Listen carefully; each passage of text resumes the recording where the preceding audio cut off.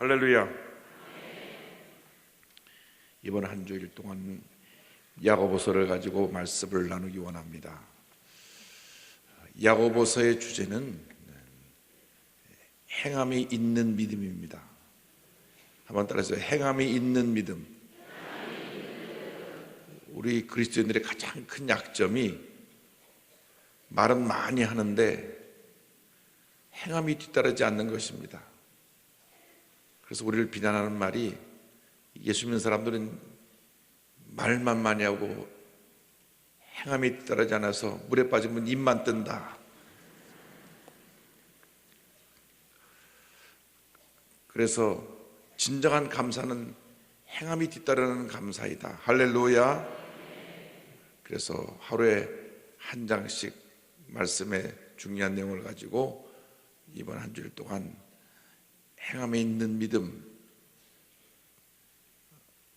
행함이 뒤따르는 우리의 삶의 모습에 대해서 진정한 감사의 모습은 삶의 변화다 하는 이러한 주제를 가지고 말씀을 공부합니다. 오늘은 믿음과 지혜입니다. 야고보서는 누가 썼느냐? 야고보가 썼습니다. 베드로 전후서 누가 썼죠? 베드로가 썼습니다. 그렇게 물어볼 땐 답이 다 있는 겁니다. 요한복음은 요한이 썼고, 그렇지 않은 성경책이 있죠. 히브리서는 히브리라는 사람이 쓴 것이 아니라 히브리인들에게 보낸 편지인데 누가 썼는지는 밝혀지지 않았습니다. 대부분의 서신들이 사도 바울에 의해서 쓰여졌는데 13권이 사도 바울에 의해서 쓰여졌습니다. 근데 야고보서는 예루살렘 교회 지도자였던 야고보, 예수님의 형제였던 야고보가 기록한 책으로, 야고보는 네로 황제 시대 때 AD 62년경 순교했다고 봅니다. 특별히 예루살렘 교회 지도자인 야고보가 흩어지는 유대인 그리스도인들에게 신앙을 격려하기 위해서 보낸 편지입니다. 그 처음 부분에 믿음의 실현에 대해서 말씀을 합니다. 우리가 예수를 믿고 난 다음 특별히 오랫동안 미신을 섬기던 집에서 예수를 믿게 된 경우에 친척으로부터 이웃으로부터 많은 핍박이 다가옵니다. 믿음의 실현이 다가옵니다. 그래서 성경은 말씀하기를 고난 중에 기뻐하라. 할렐루야. 1장 2절 다 같이 봅니다. 내 형제들아, 너희가 여러 가지 시험을 만나거든 온전히 기쁘게 여기라. 이것은 무엇이냐면 우리에게 어려움 다가올 때, 문제를 다가올 때 우리의 마음 자세를 어떻게 하느냐는 것입니다. 마음 자세. 사람이 감정의 동물이라 그래서 아무것도 아닌데 굉장히 영향을 잘 받고 성격적으로 잘 상처받고 낙심하는 사람들이 있어요. 저건 내 얘기다 하는 분들은 고치면 됩니다. 누가 뭐라 그래도 그렇게 신경 쓰면 안 되는데 뭐라 했어? 화부터 내는 사람이 있어요. 내용도 확인해 보지 않고 화부터 내고 다투는 사람이 있어요. 그래서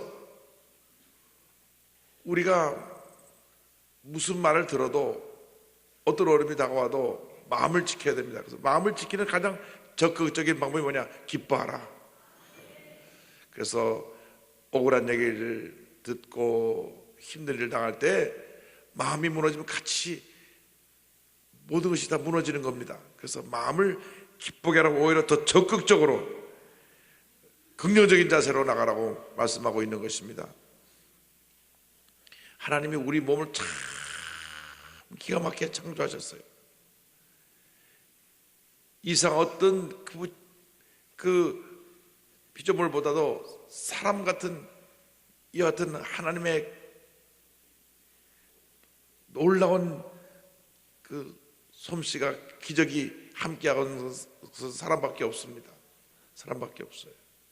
그래서 우리 몸 스스로가 우리 몸에 병균이 들어왔을 때 그 병균을 이길 수 있는 능력을 주셨어요. 면역의 능력을 주셨어요. 면역. 그래서 웬만한 균은 들어와도 견디지 못하고 쫓겨나가는 것입니다. 그런데 마음이 무너지면 이 면역 체계가 약해져 가지고 나를 아프게 하고 힘들게 만드는 것입니다. 마음이 기쁘면 몸도 건강하고 삶의 기쁨도 넘쳐나게 됩니다. 마음이 우울하고 걱정이 많으면 작은 병이 큰 병이 되는 것입니다. 그래서 성격적으로 자꾸 병을 끌어들이는 성격이 있어요.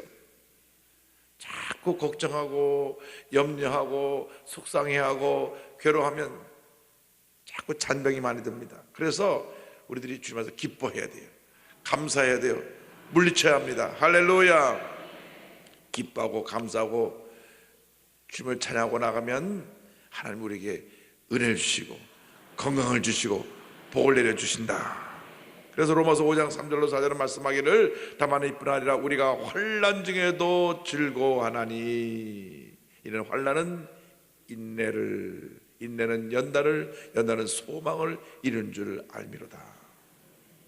우리가 환난 중에도 우리 마음의 자세를 긍정적인 자세 가지고 기뻐하고 즐거워야 될 것은 환난을 통해서 우리가 인내를 배우게 돼요. 오래 참는 것을 배우게 되고, 오래 참는 걸 통해서 우리가 연단, 훈련을 받게 되고, 잘 훈련되어진 다음 우리의 소망이 이루어지게 되는 것입니다.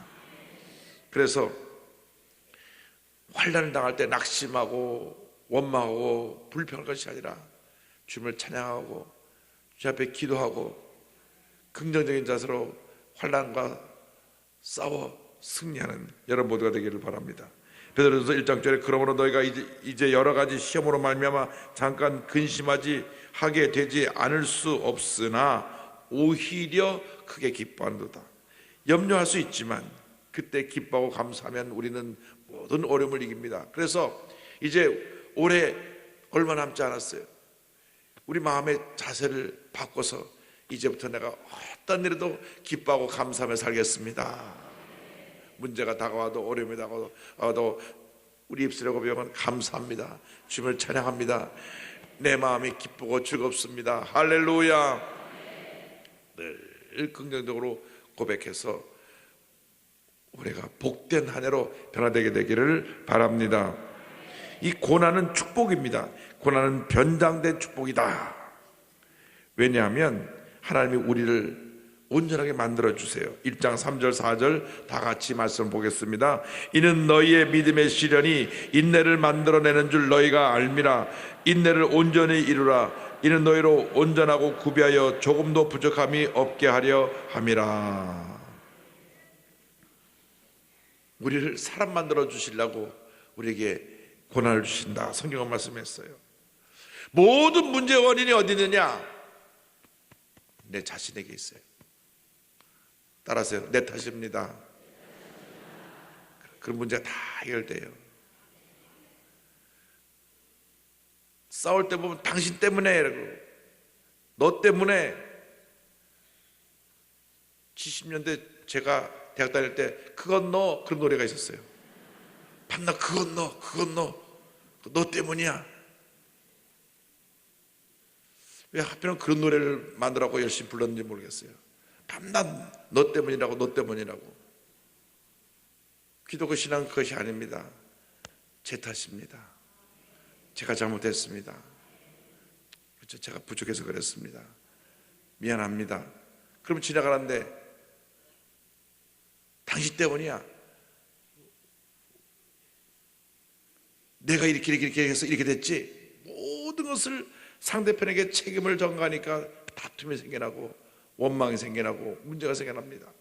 교회 내에서도 마찬가지입니다. 우리가 신앙생활 할 때 우리가 어려움 당할 때 누구 때문에 그러지 말고 다 내가 부족해서 그렇습니다 하면 다툼이 없어지고 문제가 없어지고 교회가 화목하고 부흥하고 하나님의 축복이 임하게 되는 것입니다. 그래서 잘 예수 믿는 사람들은 너그러운 마음을 가지고 포용력으로 남을 품고 이해하고 용서하며 살아야지 그냥 마음이 탁 다쳐가지고 모든 것 남 탓하면 분쟁이 끊임없이 일어나게 되는 것입니다. 그래서 이는 너희를 온전하고 구비하여 조금도 부족함이 없게 하려 함이라. 이 시험을 통해서 우리를 사람을 만드십니다. 우리의 성격도 만들어 다듬으시고 모든 면을 다듬어서 주님 보시기에 부끄러움이 없는 그런 모습으로 우리를 훈련시켜 주시는 것입니다.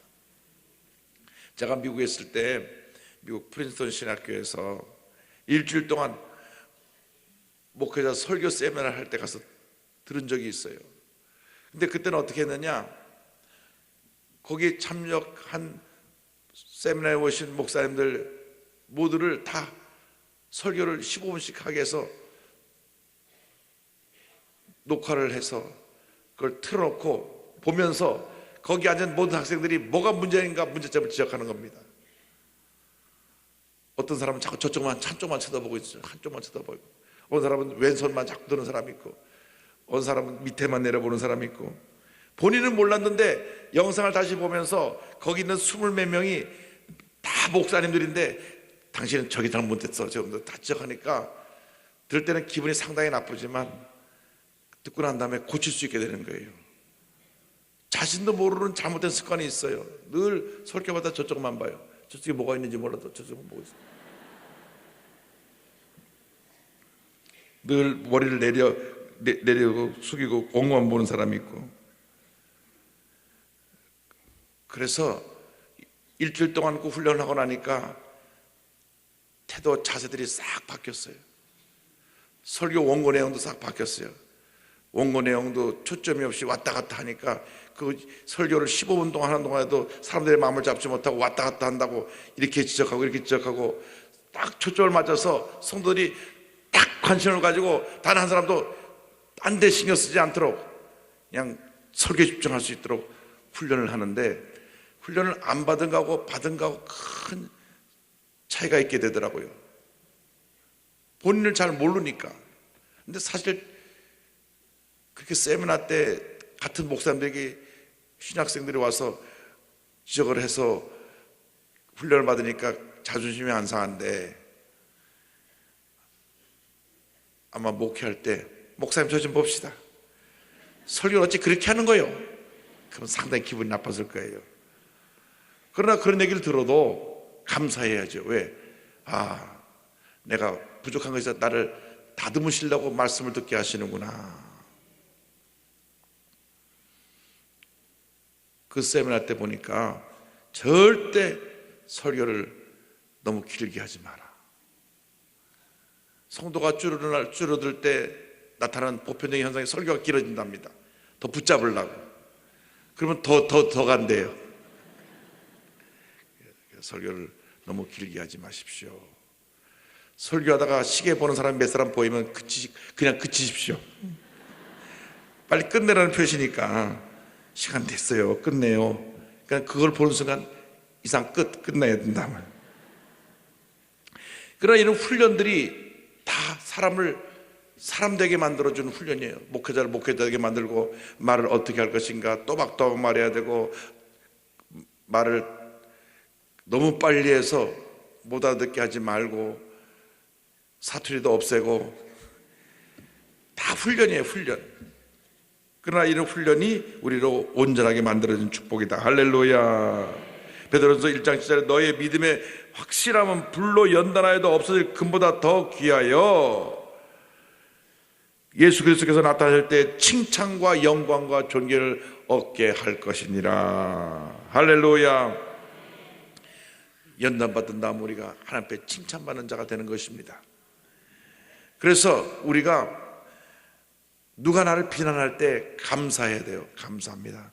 나를 사람으로 만들어 주시니 감사합니다. 같이 싸우면 안 돼요. 뭐라 그랬어? 하고 그 사람하고 싸우면 안 됩니다. 나를 비난한 사람이 있는 것은 두 가지예요.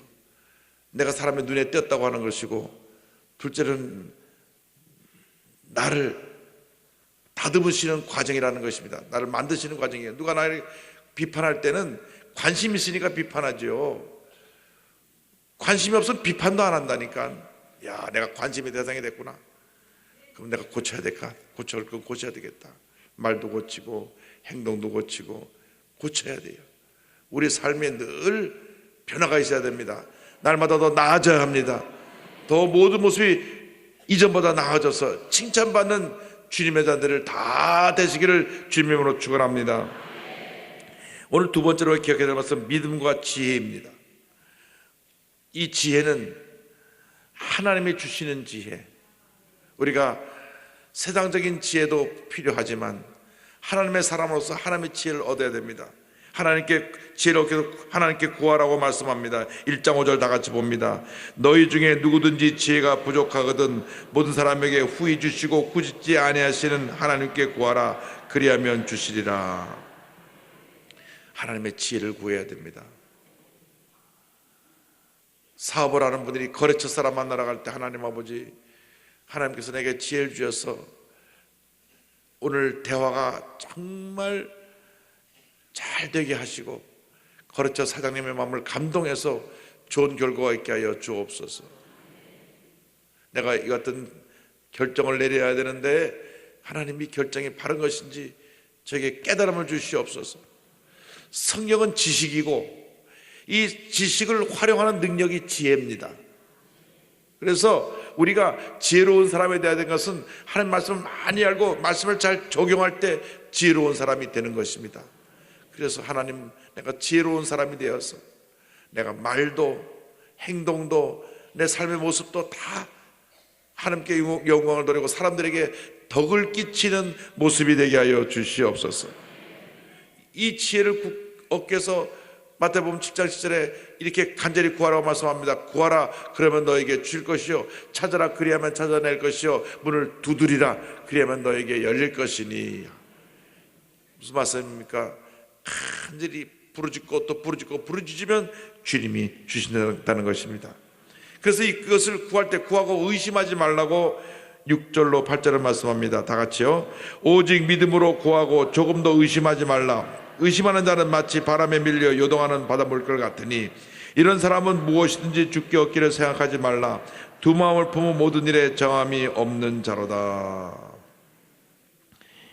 마가복음 11장 24절에 같은 말씀이 있습니다. 그러므로 내가 너에게 말하노니 무엇이든지 기도하고 구하는 것은 받은 줄로 믿어라. 그러면 너에게 그대로 되리라. 우리가 힘들고 어려웠을 때는 그때는 주님밖에 의지할 것이 없었기 때문에 부르짖어 기도하면 응답이 빨리 오고 또 기도하는 것마다 응답이 다 왔어요. 그런데 이제는 등 따숩고 배부르니까 간절히 기도하지 않습니다. 그리고 응답 안 해주시면 말고 그런 마음으로 하니까 기도 응답이 안 됩니다. 옛날에 감기 같은 것은 병도 아닙니다. 나서 이게 시험을 물러가라 하면 그냥 들어오려다 도망가 버려. 감기가 놀래갖고 이거 놀래갖고 이거 내가 들어올 자리 아니고 가버려요. 요즘은 열받 나도 야야 빨리 감기약 사와라. 감기약 사와. 감기약 갖다 놓고 주여 고쳐 주시옵소서. 안 낫네. 얼른 먹자. 차라리 감기약을 드실 거면 감기약을 놓고 주님 먹고 금방 낫게 해 주시옵소서. 이게 안 돼. 그렇게 의심하고 약을 갖다 놓고 기도하는 기도는 절대 응답이 안 됩니다. 의심은 기도를 방해하는 것입니다. 이게 될까? 안 되는 거예요. 그냥 될 줄 믿습니다. 금식하며 부르짖으며 기도할 때 응답이 다가오는 것입니다. 그래서 병 고침 많은 사람들이 그 기적을 체험하는 것을 보면 믿음의 믿음. 난 오늘 믿음으로 선포된 그 말씀을 내가 믿습니다. 그 순간 병이 고치는 받고 문제가 해결되는 것입니다. 이 허리 디스크로 오신 장로님이 허리가 너무 아파서 이 오른쪽 허리에 그냥 꼼짝 못하고 이러고 있는데 목사님이 오늘 오른쪽 허리가 났습니다. 아멘! 싹 나은 거예요. 났어요. 저한테 와가지고 목사님 났어요. 자랑을 했어요. 믿음의 믿음. 믿음으로 붙잡으면 내 것이 되는데 저 누구 얘기야 이것도 아이고 아파 죽겠는데 그러면 안 낫는 거예요. 여러분, 신앙은 믿음이 기적을 만들어내는 것이지 자꾸 따지고 생각하고 문제가 있다고 문제를 캐내면 오히려 의심을 낳고 문제와 어려움을 가져다 주게 되는 것입니다. 그래서 그래서 주님 일을 할 때 말씀을 철저히 믿지 아니하고 의심하는 것은 절대 신앙에 도움이 되지 않습니다. 셋째로 말씀을 들음과 행함에 대해서 이제 그 뒤에 말씀이 이어집니다. 먼저 성내지 말라는 것입니다. 19절 20절이요. 내 사랑하는 형제들아 너희가 알지니 사람마다 듣기는 속히 하고 말하기는 더디하며 성내기도 더디하라. 사람이 성내는 것이 하나님의 의를 이루지 못함이라. 야고보서의 상당한 부분이 이 말하는 것에 대해서 나옵니다. 말하는 것, 그리고 성격을 다스리는 것에 대해서 나옵니다. 그래서 어떻게 보면 믿음이라는 것이 우리의 말과 우리의 성격과도 굉장히 관계되는 것 같아요. 말을 함부로 하고 성격을 다스리지 못해서 화를 내는 사람들은 믿음의 역사를 체험하는데 문제가 있습니다. 대단히 죄송하지만 화를 잘 내면 그만큼 은혜가 멀어집니다. 잘 자기를 다스려야 돼요. 목사님 화나는 건 어떡합니까? 그런데 그 화나는 것을 믿음으로 잘 다스리는 것이, 그것이 믿음이라는 것이에요. 화낼 거 다 화냈고 입으로 욕할 거 다 욕하고 싸울 거 다 욕하고 그래서 다 싸우고 나서 주여 믿음 주시옵소서, 그렇게 하면 안 된다는 거예요. 굉장히 야고보서는 구체적으로 우리에게 지적해 줍니다. 사람이 성내는 것이 하나님의 의를 이루지 못한다. 그래서 여러분들이 예수 믿고 나서 화를 잘 내는 성격이 아직 안 변화됐으면 아직도 멀었어요. 제가 오늘 성경 공부하니까 좀 바르게 분명하게 말씀드려야지. 화 잘 내는 사람들은 아직 나는 멀었다. 주여 내 믿음의 아직 초보적인 단계입니다. 왜? 행함이 없는 믿음은 죽은 믿음이라 그랬는데 성경에 성내는 것이 하나님의 의를 이루지 못한다고 했는데 자꾸 성을 내고 있으니 내가 교회 오래 다녔어도 아이고 아직도 내가 믿음은 초보적인 것이구나. 주여 이번 기회에 내가 회개하고 깨닫고 성내는 것을 잘 다스려서 주여 이제는 큰 믿음의 사람이 되게 하여 주시옵소서. 이렇게 말씀을 하면 많은 집사님들이 저건 우리 바깥 양반 얘기다. 그리고 집에 가서 또 부부싸움 합니다. 목사님 말씀 들었지? 또 야단을 치니까 뭐라고? 또 소리 지르고. 이렇게 되면 안 되고요. 그것도 기도해야 돼요.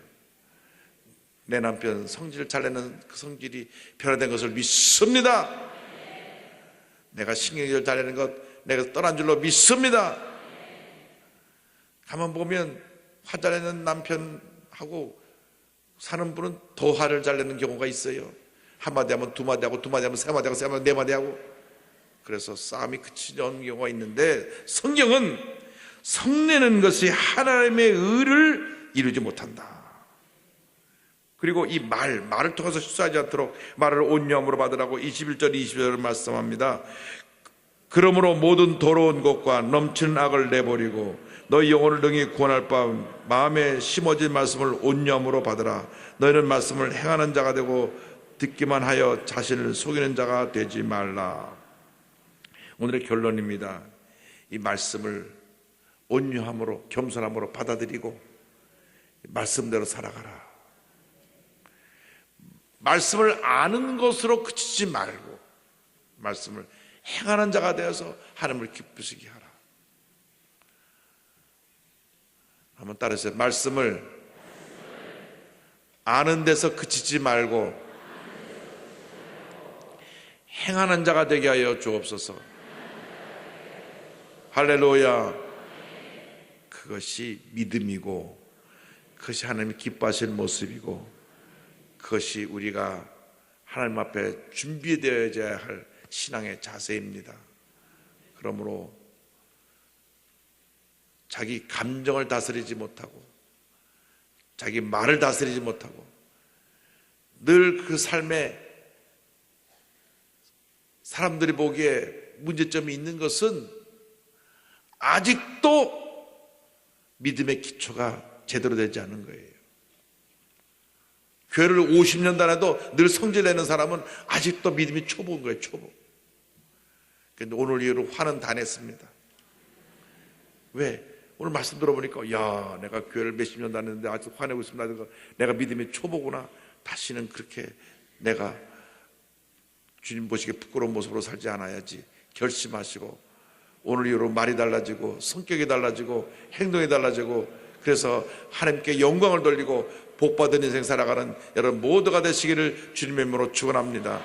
기도하겠습니다. 사랑과 은혜와 자비가 무한하신 하나님 아버지,